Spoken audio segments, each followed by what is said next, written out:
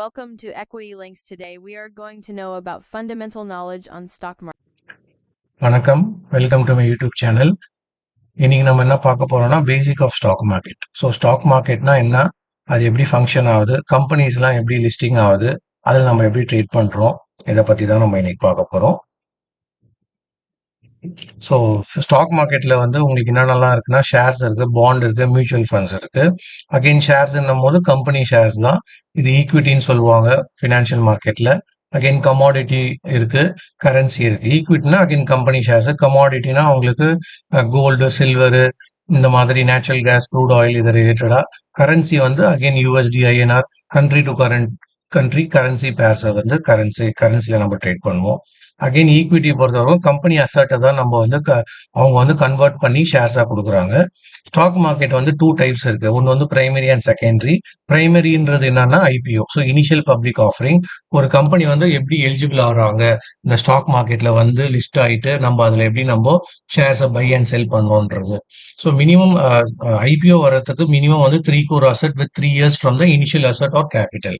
So ID returns 3 years பண்ணியிருக்கணும். Government approval வாங்கிட்டு தான் இந்த கம்பெனிஸ் எல்லாமே வந்து புதுசா வர கம்பெனிஸ் எல்லாமே ஐபிஓல லிஸ்ட் ஆவாங்க. இது வந்து ஐபிஓ எப்பப்பெல்லாம் கம்பெனிஸ் வரப்போதோ அது நம்மளோட புரோக்கரேஜ் ஆப்லயே வந்து தெரிய வரும். அப்போ நீங்க பை பண்ணிக்கலாம். அண்ட் அகைன் வந்து உங்களுக்கு அலாட்மெண்ட் கிடைச்சதுக்கு அப்புறம் 1 weekல லிஸ்ட் ஆயிடும் உங்களுக்கு இதுலயே, உங்களோட புரோக்கரேஜ் ஆப்லயே. அப்புறம் நீங்க பை செல் பண்ணிக்கலாம். ஸோ ஏற்கனவே அலாட்மெண்ட் கிடைச்சதும் நீங்க ஹோல்டு பண்ணி அப்புறம் விற்கலாம். இல்லை உடனே உங்களுக்கு நல்ல ரிட்டர்ன்ஸ் கிடைச்சிருந்தாலும் நீங்க வித்துக்கலாம். ஸோ ஸ்டாக் மார்க்கெட் பொறுத்த வரைக்கும் அவங்க எப்படி, அதாவது ஃபேஸ் வேல்யூ வந்து 10 rupees, அந்த ஐபிஓலாம் 10 rupeesன்ற மாதிரி சில கம்பெனிஸ் சொல்லுவாங்க. சில கம்பெனிஸ் வந்து 50 rupees சொல்லுவாங்க, 250 rupees சொல்லுவாங்க. அந்த கம்பெனி அந்தந்த கம்பெனி எவ்வளோ விலை நிர்ணயிக்காங்கன்றத பொறுத்து தான். ஸோ எப்படி ஐபிஓ கம்பெனி ஷேர்ஸை ரிலீஸ் பண்ணுவாங்கன்னா, அவங்களோட டோட்டல் ஷேர்ஸ்ல இருந்து 1/3 தான் வந்து ரிலீஸ் பண்ணுவாங்க ஐபிஓ பப்ளிக்காக.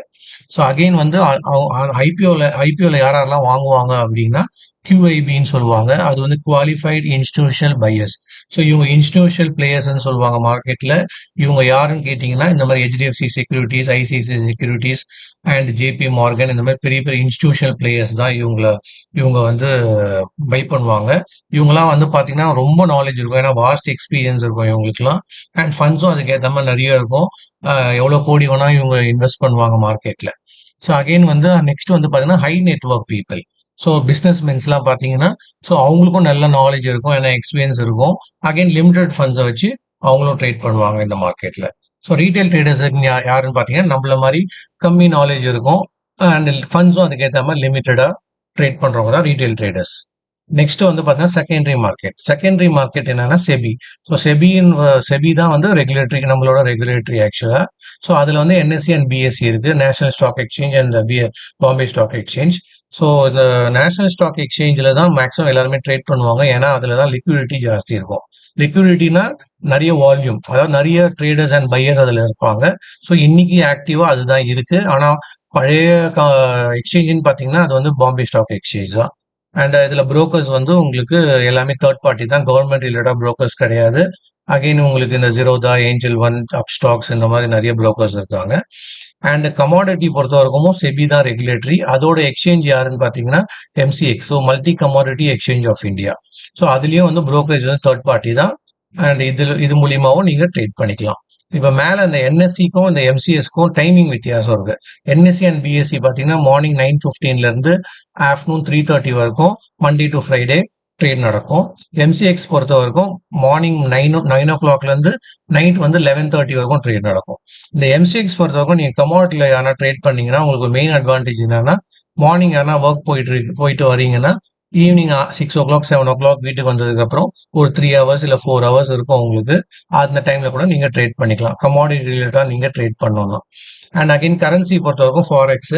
ஸோ ஃபாரெக்ஸ்லயும் உங்களுக்கு அதே ஏற்கனவே சொன்ன மாதிரி பேர்ஸ் தான், euro, USD and USD, INR, இந்த மாதிரி கண்ட்ரி டு கண்ட்ரியோட கரன்சி பேர்ஸ் தான் இதை சொல்லுவாங்க. Next crypto currency, again bitcoin, Ethereum, இந்த மாதிரி நிறைய காயின்ஸ் இருக்கு ஆக்சுவலா. ஸோ அது ரிலேட்டடா கிரிப்டோ கரன்சில ட்ரேட் பண்றது தான். அதுலயும் வந்து ஃபாரின்ல உங்களுக்கு வந்து XAUUSDன்றது foreign India world wide market, அதுலயும் ட்ரேட் பண்ணுவாங்க. அதே மாதிரி சில்வரும் இருக்கு அதுல. நெக்ஸ்ட் நம்ம மெத்தட் ஆஃப் டிரான்சாக்ஷன் எப்படி இந்த நார்மலா நம்ம ஸ்டாக்ஸ் பை பண்ணுவோம் செல் பண்ணுவோம்னா கேஷ் வச்சு தான் நம்ம பண்ணுவோம்.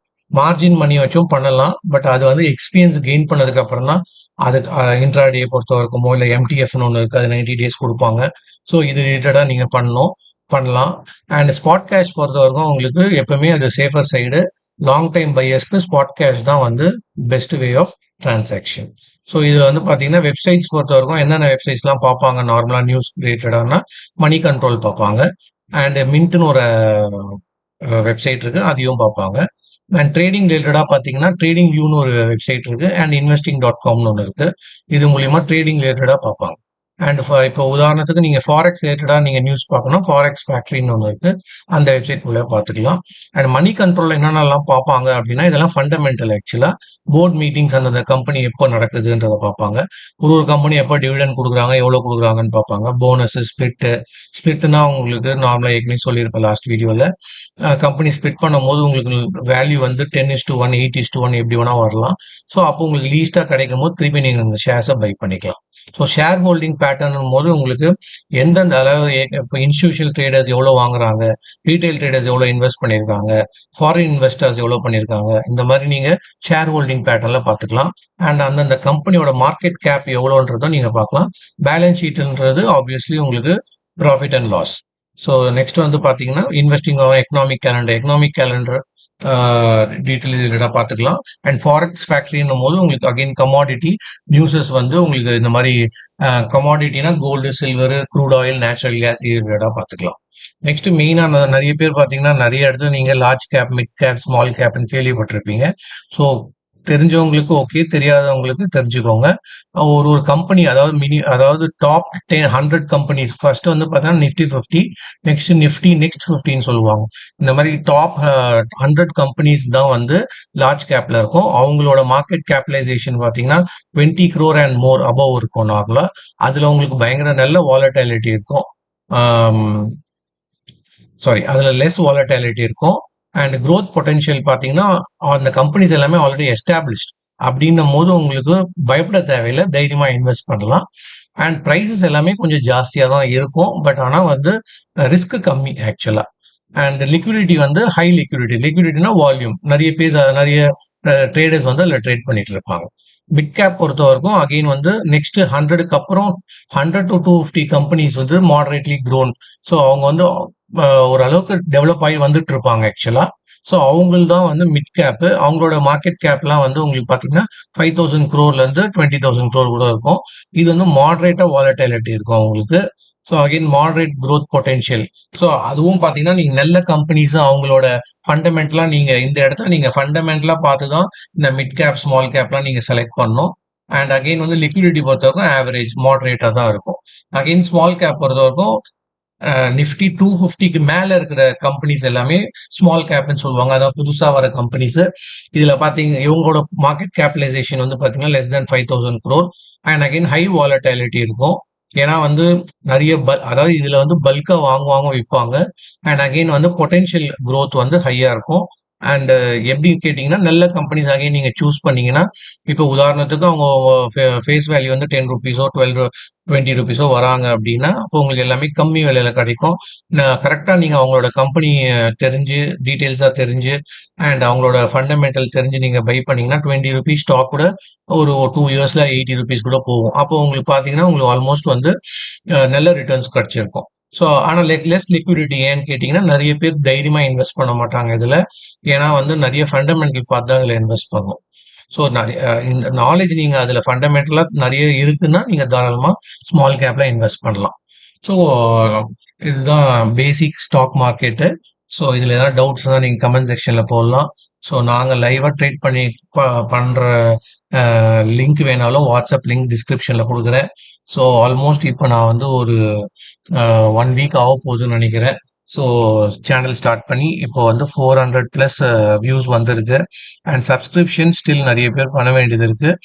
நீங்களும் பண்ணுங்க, அடுத்தவங்களுக்கும் இந்த வீடியோஸோ இந்த சேனலை வந்து ஷேர் பண்ணுங்க. ஸோ நிறைய பேர் இதை பார்த்துட்டோம் பெனிஃபிட் ஆகட்டும். ஸோ தெரியாதவங்களும் தெரிஞ்சுக்கிட்டோம் இந்த மாதிரி விஷயங்கள்ல. ஸோ தேங்க்ஸ் ஃபார் வாட்சிங்.